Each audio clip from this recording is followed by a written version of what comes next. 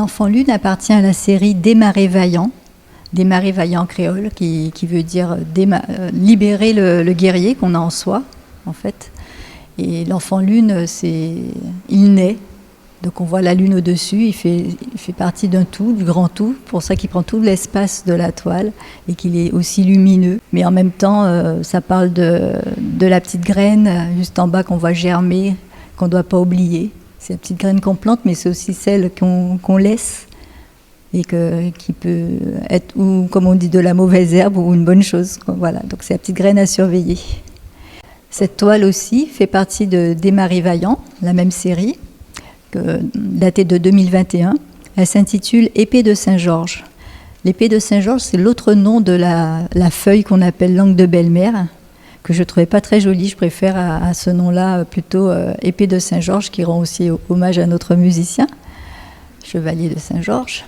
Alors celle-ci, elle parle aussi de libération intérieure, de couper ce qui nous retient pour se libérer vers le haut.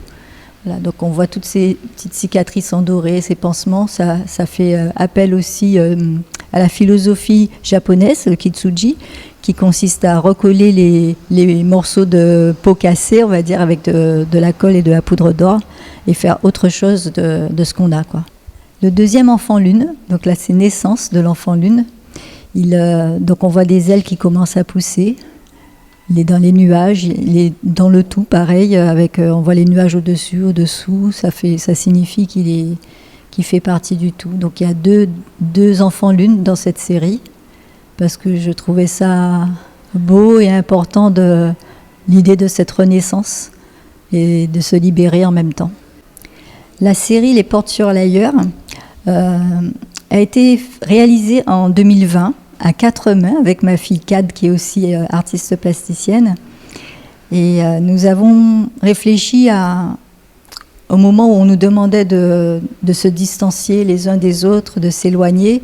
Nous, on a travaillé à 4 mains, on s'est rapprochés et on a ouvert nos portes intérieures. Et on a imaginé des déités, des déesses qui peuplaient ce monde intérieur que souvent on oublie ou on occulte. Et tous les symboles qui sont autour, toute cette dentelle de symboles sont en relation, toute cette dentelle est en relation avec le personnage qui est bleu, qui représente la planète Terre. Le titre de la toile, c'est Pachamama. Donc on voit la planète Terre avec ses plaques tectoniques qui bougent, qui se déplacent. On dirait en même temps un jongleur ou une jongleuse, en même temps l'arbre de vie. La terre est bleue comme une orange. Et au fond, on voit le feu du volcan, le feu de la terre. Ça représente aussi les éléments terre et feu. Je m'intéresse aux civilisations anciennes, que ce soit africaines ou Amérique du Sud, en Asie, même en Europe. Donc je m'intéresse aux valeurs universelles. Et c'est ce qui transparaît dans mes toiles, que ce soit dans la série Démarrer Vaillant, où ça parle de liberté intérieure, ou Les Portes sur l'Ailleurs, pareil, ça parle de la nécessité de regarder en soi et de trouver ce qu'on a, d'oublier aussi tous nos boulets et de faire quelque chose de beau avec ce qu'on a. Oui. Par exemple, Maman de l'eau qui est juste derrière, elle parle d'eau, mais aussi d'énergie, donc j'ai mis le jaune et le bleu essentiellement, et on a ce cadre noir qui représente aussi une évolution de la vie.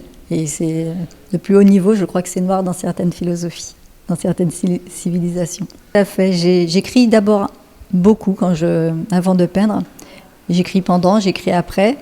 Et bientôt, on verra dans les nouvelles séries que ma calligraphie est vraiment beaucoup plus présente. Donc là, j'ai mis d'abord des symboles. Mais je suis passée maintenant au stade de l'écriture.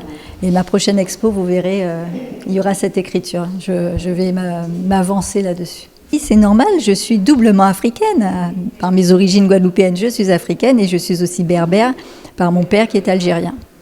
Oui, c'est le souhait depuis l'arrivée de Madame Pontchâteau en tête de la mairie de développer l'art et de rendre l'art accessible un peu à tous les Baïfiens. Parce qu'on a eu cette impression que tout ça fait dans les grandes galeries, à l'auditorium, ce qui est très bien, mais ce n'est pas tout le monde qui peut se déplacer. Donc, on s'est dit que pourquoi pas le hall de la mairie. Tu as certainement vu, nous avons un très bel espace.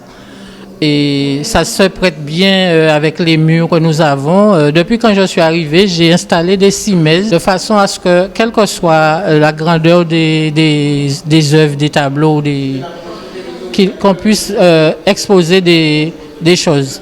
Et le challenge là, c'est qu'au moins chaque trimestre, le maire voulait plus souvent, mais c'est pas facile de prendre un rendez-vous avec les artistes.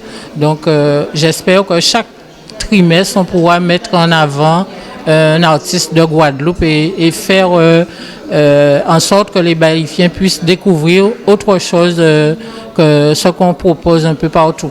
Ah, ça c'est sûr, hein, parce que connaissant un petit peu le va-et-vient qu'il y a dans l'administration, donc ça permet d'apaiser, exactement, c'est le mot. En plus, Madame Jaffry, les couleurs, tout ça, ça joue un petit peu sur ton mental. Et elle ne l'a pas franchement dit, mais il y a beaucoup de philosophie dans ces tableaux et beaucoup d'apaisement avec les couleurs. Donc, un citoyen qui rentre pour faire ses papiers à la mairie ou bien qui va dans quel que soit le service, quand il voit ça, il est amené aussi, lui, à se calmer, à entrer dans cet univers que nous proposent les artistes et en particulier Madame Jaffry aujourd'hui.